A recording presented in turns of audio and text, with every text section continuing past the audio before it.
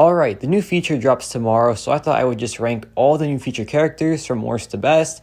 And this featured is an incredible one, man. There are so many good champions here. The worst one isn't even that bad. He's honestly pretty dang solid.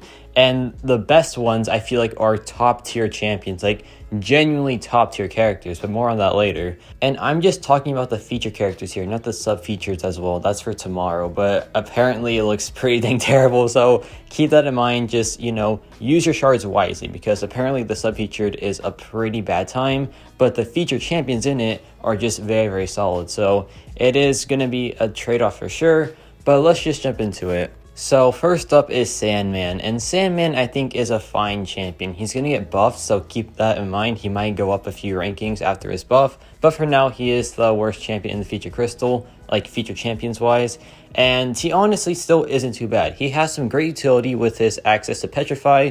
He's honestly the best hero versus champion in the game, 1000%. It is just a very, very good one. He has access to decelerate, which is pretty sweet, and he has 3 great immunities with bleed, poison, and shock. And all of this utility makes him a great story quester. It also makes him great for Alliance War with his Path 9 capabilities, because he is immune to the bleed, the shock, and the poison.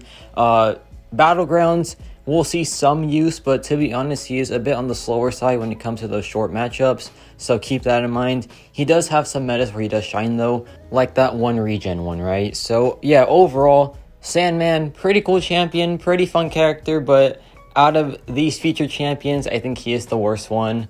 Now the ratings shift a lot here with number 5, which is Moondragon, and Moondragon is just a pure DPS. She has some very, very strong damage output, and the best part is, her damage output is split across multiple things. It's either the heavy attack, it can be the SP2. Her basic hits are also very strong as well. There are multiple damage forms for Moondragon, which is just a great time.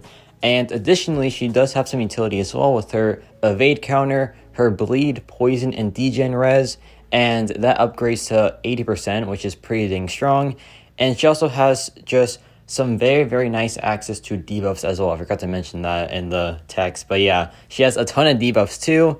And just overall, a great Battlegrounds attacker. She is good for evade lanes as well, but her best use is just being incredibly versatile in Battlegrounds. So if you want a good Battlegrounds attacker, she is going to be a great rank up for sure. And yeah, overall, pretty awesome character. Great for higher health pools too, because of the way her damage output is, with it just being so versatile, right? And at number 4, we have Lady DEATHSTRIKE. Now, this champion has been a very interesting character, to say the least. When she first came out, she was severely overhated, and it was just pretty annoying. But then people start to realize that, hey, she's actually pretty dang solid, which she is. So Lady DEATHSTRIKE is just a DPS character, but she has a lot of mutant-based utility, because she was just designed to hard counter pretty much every mutant that is difficult. So it is a pretty sweet time. So she has some very solid damage output. In longer fights, she becomes one of the best damage outputs in the game. Not even joking. I literally have the proof. Like, she is one of the best damage outputs in the game in longer fights. She is very tailored towards countering mutant characters. For example, Weapon X, Domino, she just counters them insanely well. So like, that is her biggest strength. I feel like she is just very strong for those mutant champions or just regen lanes, because her heal block is super powerful. She is also 90% resistant to bleed and poison, so that is a very solid time. And overall, this champion is just great. I think she has a ton of use in Battlegrounds, especially with Domino and Weapon X still running wild. There's just a ton of use for her in like healing lanes, like regen fights, things like that. She just has a lot of use in that regard, and just a very solid general quester with her very, very good damage output. In longer fights, she is just incredible as well. And if there is a mutant, then she's going to be insane for that as well. So just overall, a very, very good kit and a very strong champion too. And time for the upper 3 champions, with first up being DANI MOONSTAR. DANI MOONSTAR is just a great champion overall. Her damage output is great. With the Gambit relic, it is just absurd, but after the nerf, you have to have the 6-star version or else it won't be too good. But she has a very strong falter, and this falter is honestly insane. It is great for just getting a free opening and just not having to parry at all, right? Because, Kabam loves to drop those, punishing parry nodes, for example, Hard Knock Life, or also just any unblockable fight. she is great for those because she gets the free opening. She is also great with her slow because her slow is passive and it lasts a very long time as well. And she just has a great source of damage output. It's also very fast to get to as well. So she is pretty dang versatile in that regard. So DANI MOONSTAR, great kit. And her best use is in Battlegrounds. Her damage output was made for Battlegrounds. Like, it is just so easy to get to. And the rotation is also just pretty simple as well. And honestly, her utility feels very Battlegrounds focused. For example, the Hard Knock Life counter, the very strong Nick Fury counter, which is great because Nick Fury is one of the hardest defenders out there because of his 2 lives. Also great with her slow, great with her just easy access to damage output and the very good damage output too. So DANI MOONSTAR just has a ton of use in Battlegrounds. She is a pretty decent quester too, but I honestly feel like she is most utilized in Battlegrounds especially, and she is just so versatile there as well. Quick note, she also counters Hercules and some other indestructible characters with her marked passive, so that is pretty cool. Y'all might not like her for that, but you know, she does do it. So, but yeah, DANI MOONSTAR number 3, and now let's go over the top 2 characters here.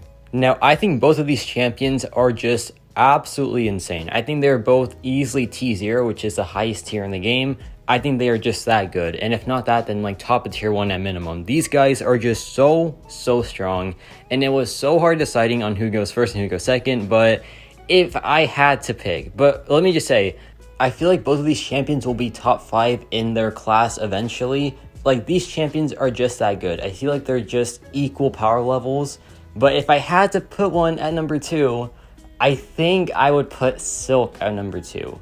Silk is just silly, man. She is just so silly. Her damage output is just good literally everywhere. Her basic hits just hit for some pretty solid numbers. Her heavy attacks are just pretty menacing as well.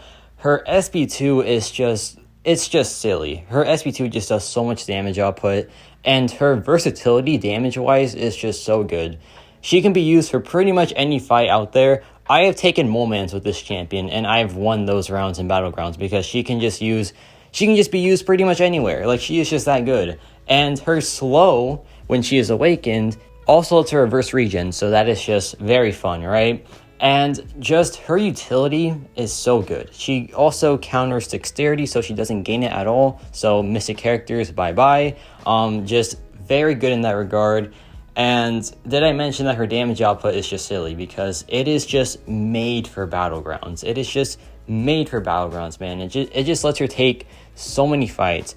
There are less champions that she can't take than ones that she can take. Like, she can take a majority of the game.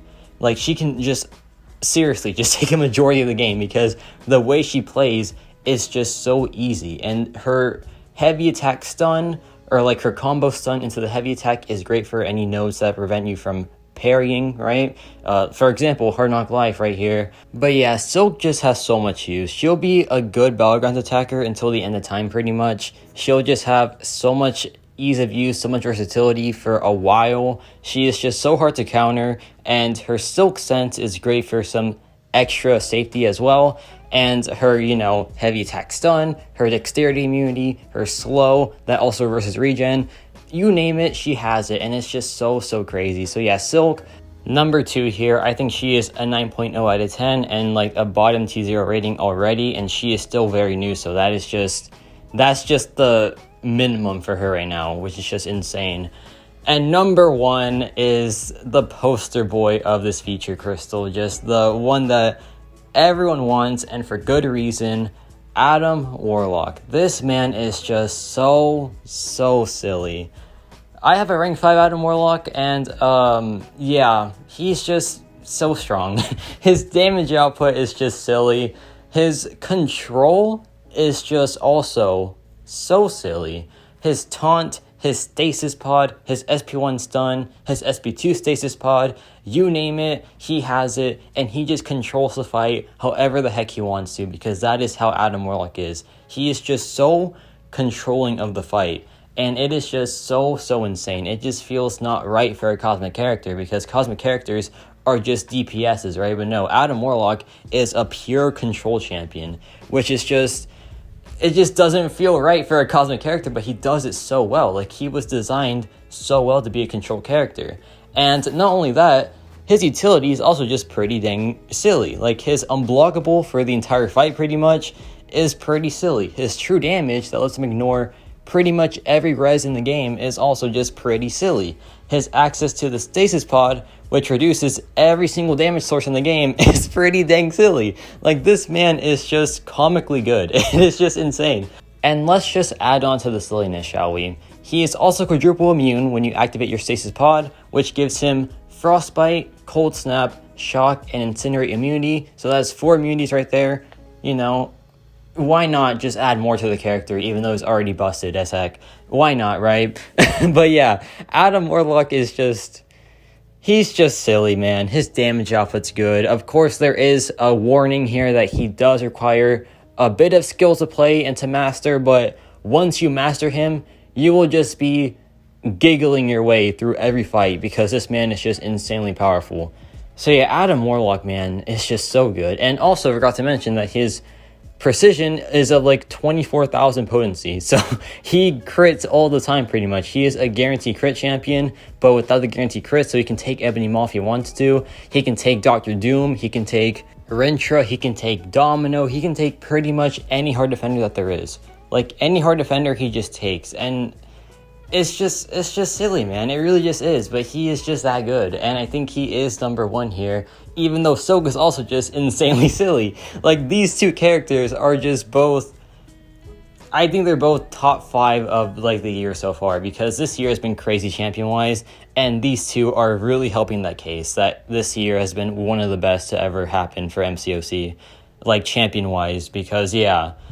It is just crazy. But yeah, he's good in Battlegrounds, he's good in any health pool, he's good in long fights, he's good in short fights, he's good in medium fights, he is good everywhere. And he's good for any game mode. He can just burst down Alliance War, he can just burst down Battlegrounds, he can just blitz through questing as well. He just does everything for you. So Adam Warlock is just...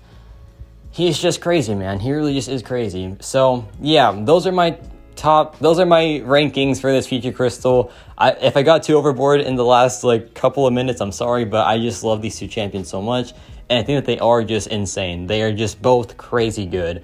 But yeah, let me know your thoughts on this ranking. Who would you say is the best one here? And yeah, that's about it for me.